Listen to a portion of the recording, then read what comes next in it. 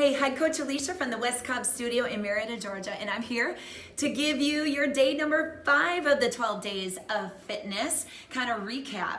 Day number 5 is all about the 5-minute floor challenge, and they've got circuit style training on the weight floor, and their goal is to get as far down the rep count as possible, and of course, burning out their triceps. On the treadmills, you'll notice it's all about those inclines today. 3 separate blocks with a different way to look at those inclines, holding their base speed. We go increasing, we've got pyramid style with flat road base in between, and then their final block, it's all about those decreasing inclines. So holding their base speed is going to be number 1. The rowing today, a little bit more power rowing, 200 meters, and then we drop those by 50 meters each round. Circuit style training over here on the weight floor. Be ready as a coach with 2 to 3 demo reps with each exercise. Make sure to demo the whole block today, and of course demo options for each exercise. Be ready with those. Those are 3 really challenging movements, and then of course that tricep push-up, which is the whole challenge with that decreasing rep count.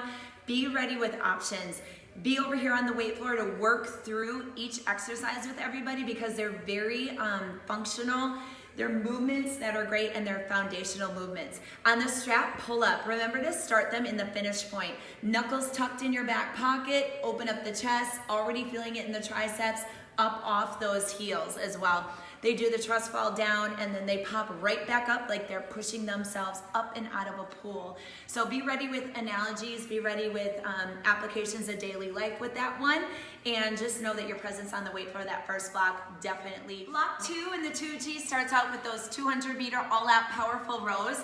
Head over to the rowers and know everybody's timing on that 200-meter all-out. Know their wattage, know kind of where they are so that when they go back for that 150-meter row, you're prepared with some goals or some ideas on how to coach them. The weight floor exercises, as heavy as possible on the weight. I would say when you demo, get ready to show them how to get in and out of the movements, especially that close grip chest press. Put the weights on their quads, have them use their quads to help pop the weights up, and then remind them what getting out of the movement, they should put the weights on their quads and help roll up. That'll eliminate any injury to shoulder joints. And again, that's part of lifting too, teaching people how to get in and out of the exercise. That final block on the weight floor is where we truly get to celebrate day number 5 of the 12 days of fitness. That is where they start to set a goal. It's identical to block 1, but now they're setting a goal for how many reps they're gonna get down to in those tricep push-ups.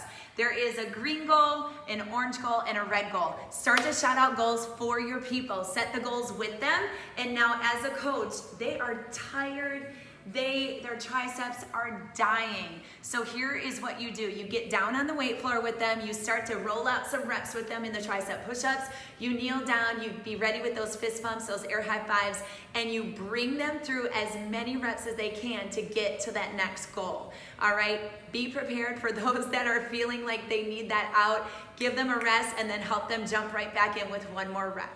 Main difference in the 3G is, of course, the treadmill blocks. We've got 2 5-minute kind of bookends where we take on those inclines with base, and then we've got that short middle block. Blocks 2 and 3 end with those all out, so they just get to really let it rip. It's challenging enough for them to try to maintain their base speed the whole block. So like I said in the 2G, be prepared with options so that they still feel successful with their training.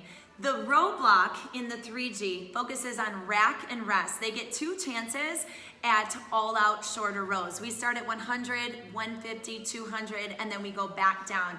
Their main goal is to match or beat their time on that previous row. Rather than just shouting that out as a coach, one thing you can do is actually hone in on 2 to 3 people and show them how to beat their previous row. Show them how to improve on something. It could be the littlest thing with adjusting the way that their feet are on the foot plates. It could be the littlest thing that you say with their pacing, their order, their power, and their timing. So choose 2 to 3 members, know their previous time on their 100-meter all-out or 150-meter all-out, and then be prepared as a coach to say, okay, your goal is to adjust A, B, or C. Let's see if that improves your time on this next row. So be present with your rowers, and then be ready with those specific goals on how to match or beat. Their split squat, jump, 6 reps on each side. You can go alongside them, perform those. Tell them to take a little bit more rest if they notice that their watts are not getting better, or maybe their rows are not improving in some way.